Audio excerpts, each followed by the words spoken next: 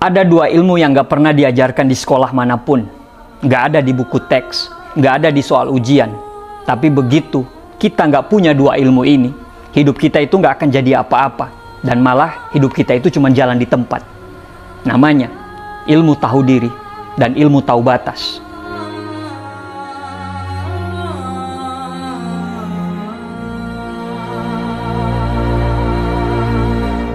Ilmu ini kelihatan sederhana, tapi mahalnya bukan main.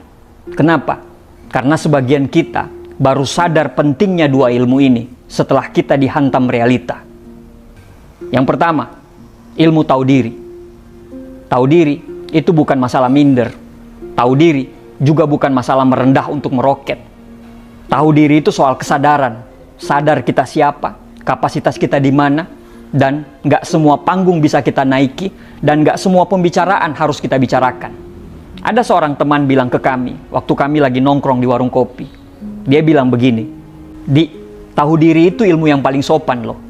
Dia ngajarin kita untuk gak memaksakan diri kita untuk duduk di meja orang kalau kita gak diundang.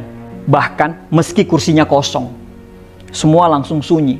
Bahkan ada beberapa teman yang suka menyanggah, itu diam 1000 bahasa.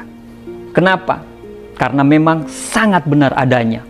Banyak sekali orang kelelahan, bukan karena kurang hebat, tapi karena memaksa diri untuk menjadi hebat di tempat yang bukan miliknya.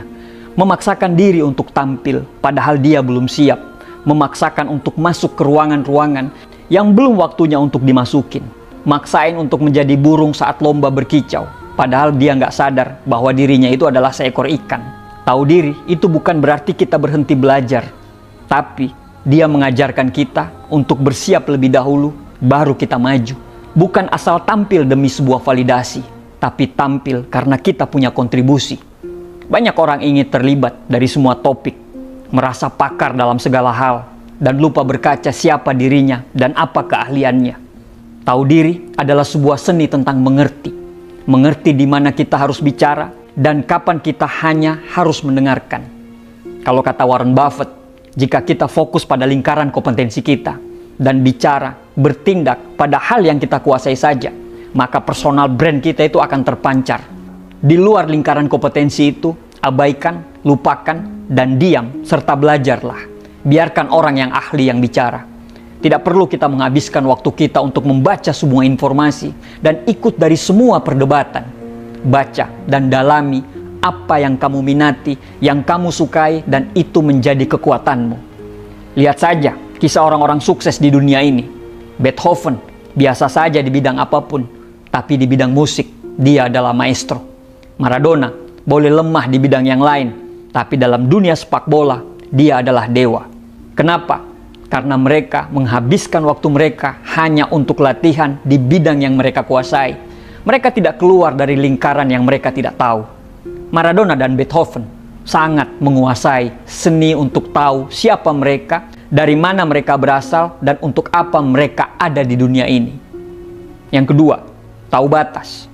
Kalau tahu diri adalah ilmu kesadaran, kalau tahu batas adalah ilmu keselamatan. Banyak orang hidupnya hancur, bukan karena kehabisan bensin, tapi karena ngegas terus tanpa tahu kapan harus ngerem. Lihat saja di media sosial, banyak sekali orang yang nggak tahu batas-batasan untuk ngomong. Ngomentarin hidup orang lain, kayak mereka itu jadi Tuhan yang sedang buka cabang. Ada yang baru baca tweet 1 baris, langsung jadi pakar. Ada yang baru ikut seminar setengah sesi, langsung nulis e-book. Ada yang baru nikah 2 tahun, langsung ngajarin bagaimana caranya untuk pernikahan itu bisa langgeng. Baru dapat 2 juta di medsos, langsung ngajarin bagaimana caranya menghasilkan miliaran dari medsos. Tahu batas, itu bukan nahan potensi loh. Tapi sadar, gak semua yang kita tahu harus diucapkan. Gak semua hal harus kita tanggapi. Gak semua ruang itu butuh kehadiran kita.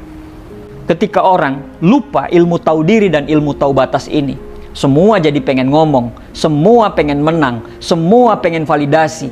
Padahal kadang diam itu lebih elegan daripada apapun.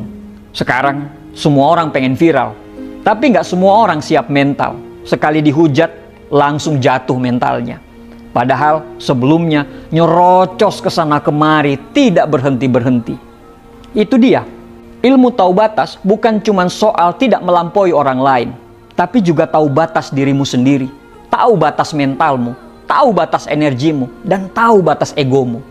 Kadang ada waktu di mana kita bisa bilang, aku capek, aku mundur dulu, aku belum sanggup.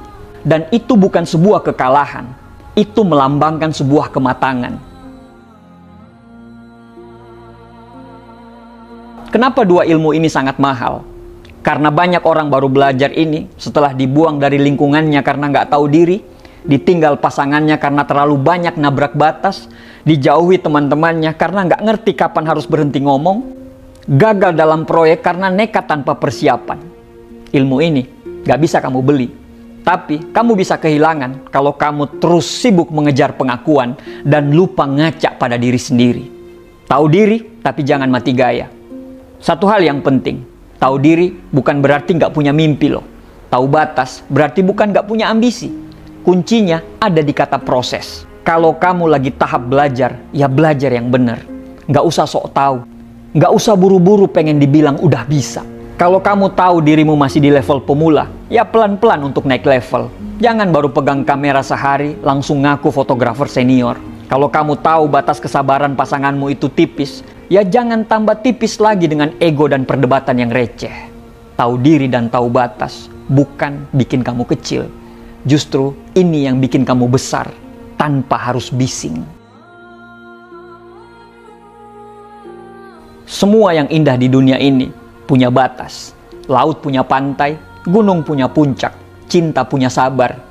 Hidup ini bukan soal siapa yang paling cepat sampai, tapi siapa yang bisa menjaga langkahnya tetap utuh sampai garis finish. Dan dua ilmu ini, tahu diri dan tahu batas, adalah panduan yang sunyi yang menghindarkan kita dari kesalahan yang paling mahal, yaitu gagal jadi manusia yang sadar ukuran. Kalau kamu punya dua ilmu ini, kamu nggak perlu banyak ngomong. Kehadiranmu saja sudah sangat bikin tenang. Kalaupun kamu lagi duduk di pojokan saat ramai, kamu cuma diam, orang akan tetap menghormati kamu. Karena mereka tahu, diamnya orang yang tahu diri seringkali lebih dalam dari suara orang yang hanya ingin didengar. Terima kasih.